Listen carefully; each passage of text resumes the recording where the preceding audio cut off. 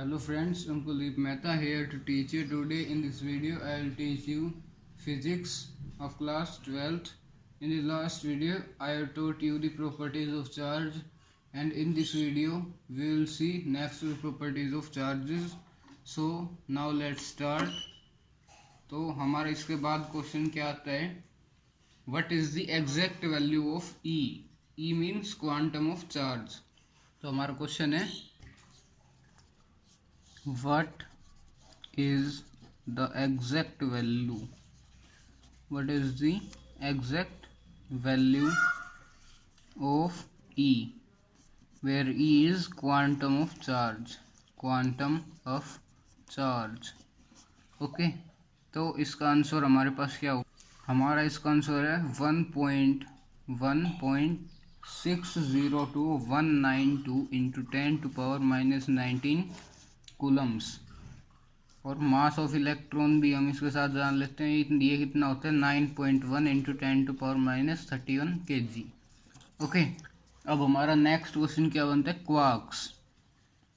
Quarks क्या होते हैं, तो ये क्या चीज़ होती है, जो हमारे पास एलिमेंट्री पार्टिकल्स होते हैं, एलिमेंट्री पार्टिकल्स जैसे कि प्रोटॉन्स, न्यूट्रॉन्स,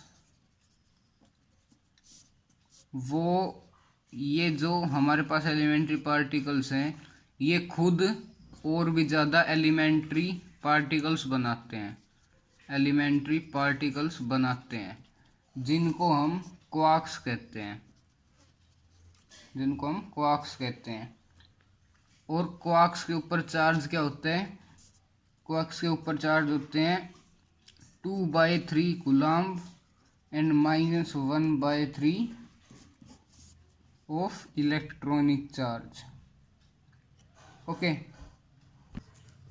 यहाँ पे आएगा electron 2/3 electronic charge and 1-1/3 electronic charge. Okay अब हमारा नेक्स्ट आता है, जो हमारा मास ट्रांसफ़र होता है चार्जिंग के टाइम पे, मास ट्रांसफर्ड ड्यूरिंग चार्जिंग, उसको हम कैसे लिख सकते हैं, मतलब उसको एक फॉर्मूले टाइप में कैसे लिख सकते हैं। तो हम लिखेंगे उसे mass of an electron into number of electron, where m is mass of electron and n is number of electrons transferred. Okay number of electrons transferred. Okay अब हमारा नेक्स्ट क्वेश्चन क्या बनता है, law of conservation of charge, law of conservation of charge. तो हमने देखा था कि चार्ज इज ऑलवेज कंजर्व्ड, तो मैंने उसके अंदर आपको 2 पॉइंट्स बताए थे। Number 1 total charge in universe always remains constant, always remains constant. और सेकेंड मैंने पॉइंट आपको बताया था, charge can neither be created, charge can neither be created nor be destroyed, neither be created nor be destroyed, but it can be transferred, but it can be transferred from one body to another, one body to another। Okay तो यही हमारे पास law of conservation of charge होता है। अब हमारा next आता है difference between electric charge and mass. हमारा क्वेश्चन है difference between charge and mass, charge and mass. तो देखते हैं इनमें क्या डिफरेंस होता है। मैंने एक साइड लिख लिया है चार्ज और एक साइड मास, तो इनके अंदर डिफरेंस करते हैं। यहाँ पे हमारा पहला डिफरेंस होगा, charge can be positive, negative और zero, but in case of mass, mass is always positive. Okay हमारा सेकंड पॉइंट बनता है electric charge is quantized. Quantization of charge हमने पढ़ा था, तो इलेक्ट्रिक चार्ज इज क्वांटाइज्ड, लेकिन मास के केस में quantization is not yet established, quantization is not yet established, या फिर हम कह सकते हैं mass is not quantized. Okay, अब हमारा आता है थर्ड पॉइंट। थर्ड पॉइंट में हम क्या लिख सकते हैं, charge on a body, charge on a body does not depend on its speed, on speed. और मास के रिलेशन में हम लिखेंगे mass of a body increases with its speed, mass of a body increases with speed. Okay, हम charge में fourth point क्या लिख सकते हैं, चार्ज इज स्ट्रिक्टली कंजर्व, हमने पढ़ा कंजर्वेशन ऑफ चार्ज, तो charge is conserved, but in case of mass, mass is not conserved, mass is not conserved. और ये क्यों होता है, कंजर्व क्यों नहीं होता, क्योंकि सम ऑफ द मास, कुछ मास एनर्जी में कन्वर्ट हो जाता है, एनर्जी में कन्वर्ट हो जाता है। हमारा फिफ्थ पॉइंट बनता है चार्ज में,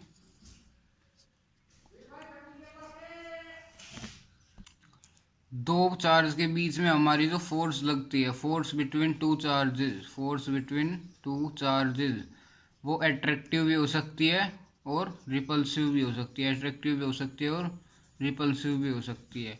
लेकिन जो हमारे पास दो मास के बीच में, फिफ्थ पॉइंट हमारा मास में बनता है, जो दो मासेस के बीच के अंदर हमारी फोर्स लगती है वो ऑलवेज अट्रैक्टिव होती है।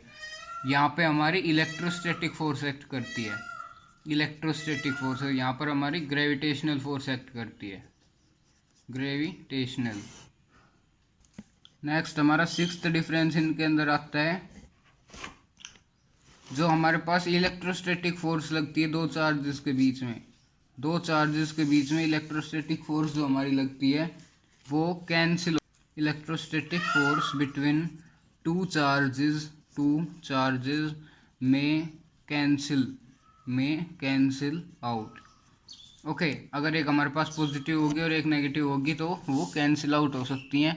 इसलिए इसके साथ ही हमारा मास में सिक्स्थ पॉइंट बनता है, ग्रेविटेशनल फोर्स, जो हमारी दो मासेस के बीच में जो हमारी ग्रेविटेशनल फोर्स लगती है, gravitational force between two masses never cancel out, क्योंकि वो हमेशा अट्रैक्टिव होती है, वो अट्रैक्टिंग और रिपल्सिंग नहीं होकर ओनली अट्रैक्टिंग होती है, तो दो अट्रैक्टिंग फोर्सेस कभी भी कैंसिल आउट नहीं हो सकती। सेवंथ पॉइंट, हमारा सेवंथ पॉइंट क्या आता है, अ चार्ज्ड बॉडी ऑलवेज पोसेस सम मास, जो एक चार्ज्ड बॉडी होती है, जिस भी बॉडी पर कोई चार्ज होगा उसका मास होना कंपलसरी है, उसमें मास होगा ही होगा। लेकिन ऐसा पॉसिबल नहीं है कि मास, जिस बॉडी में मास हो वो चार्ज रखे ही रखे, वो कोई ज़रूरी नहीं है। A charged body always possesses some mass. A charged body always possesses some mass. और यहाँ पे a body possessing mass may not have any charge.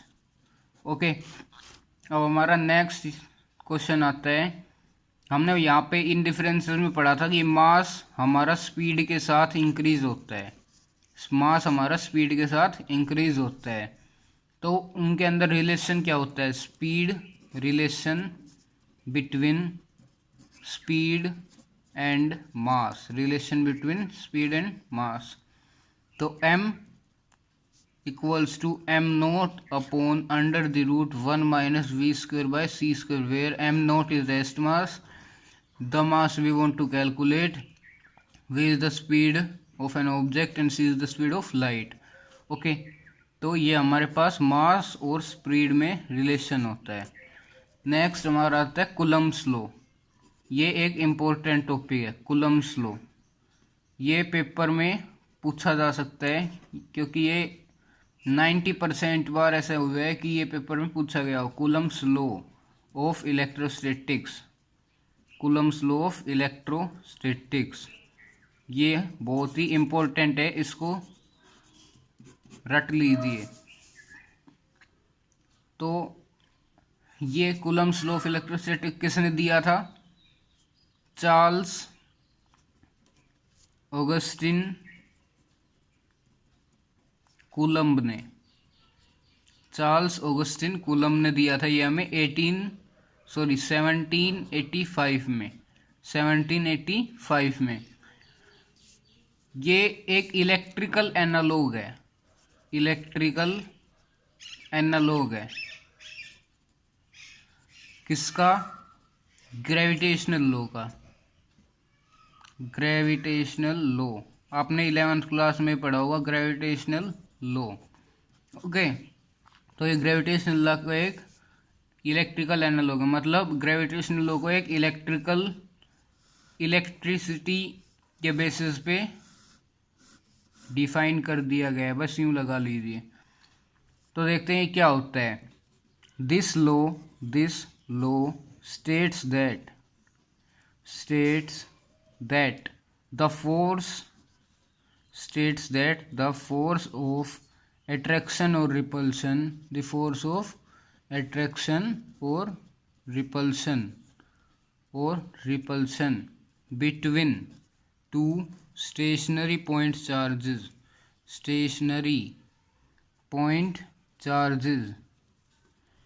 is directly proportional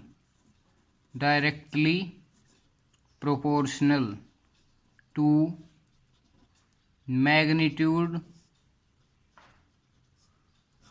product of magnitude of two charges and inversely proportional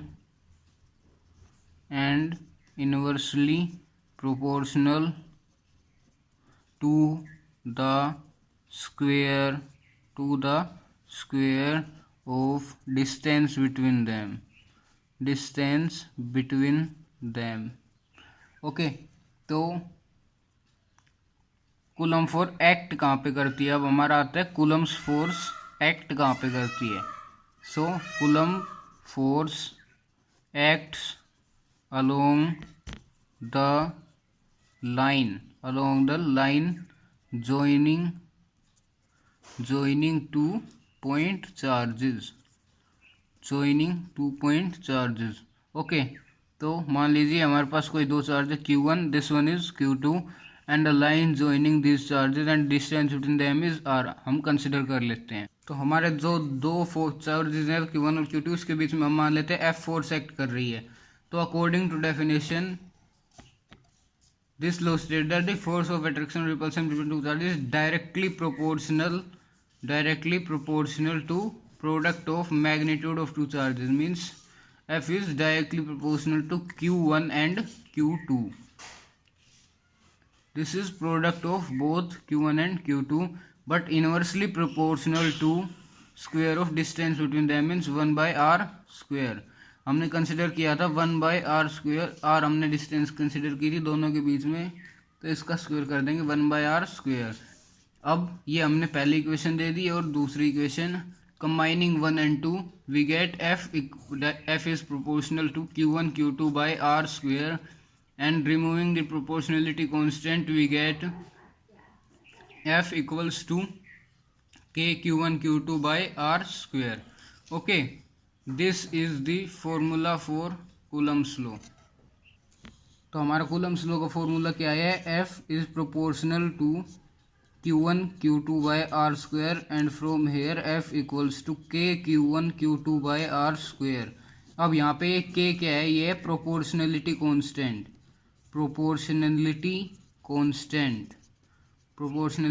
constant. Okay, और where K equals to proportionality constant called electrostatic force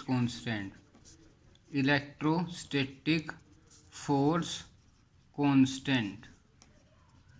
okay, तो तो यहाँ से हम लिखेंगे के की value क्या होती है, K equals to 1/4πε0 which is 9 into 10⁻⁹ and unit of K means proportionality constant is newton metre square per coulomb square. Okay, newton metre square coulomb square inverse. जहाँ पर एप्सिलॉन नॉट आता है वो हमारे पास, एप्सिलॉन नॉट ये क्या होता है, permittivity of free space, permittivity of free space. Okay, तो इसकी वैल्यू क्या होती है 8.85 इंटू 10⁻⁻12, या फिर हम इसको लिख सकते हैं 9 इंटू 10⁻⁻12 कूलम्ब्स स्क्वायर न्यूटन पर metre square, coulomb square newton inverse metre square inverse. Okay, ये हमारी इसकी यूनिट होती है। अब देखते हैं आगे। अब आता है हमारा कि हमारा प्रोपोर्शनलिटी कांस्टेंट के ये किन चीज़ों पर डिपेंड होता है, डिपेंडेंसी ऑफ के किन चीज़ों पर डिपेंड होता है। Number 1 is nature of medium. कौन सा medium, nature of medium between two charges, जो हमने दो चार्जेस लिए थे Q1 एंड Q2, उनके बीच में जो मीडियम है उसका नेचर कैसा है। दूसरा हमारा आता है system of units taken to measure force, और यूनिट्स हम किसकी लेते हैं Q1, Q2 and R। Okay, हमारी 1/4πε0 की करेक्ट वैल्यू क्या होती है 8.98755 into 10⁹ Newton metre square per coulomb square, जिसको हम लिख देते हैं 9 into 10⁹ Newton metre square per coulomb square. Okay, और हमारा epsilon not permittivity of free space, इसकी ओरिजिनल वैल्यू क्या होती है 8.85, exact value 8.851485 into 10⁻⁻12 coulomb square पर न्यूटन पर मीटर स्क्वायर, जिसको हम लिख देते हैं 9 इंटू 10⁻⁻12 कूलम्ब स्क्वायर पर न्यूटन पर मीटर स्क्वायर। ओके, तो ये था हमारा कूलम्ब्स लॉ। आज के लिए सिर्फ इतना ही, बाकी देखते हैं अगले वीडियो में। So please subscribe my channel and like and share my videos. Thank you.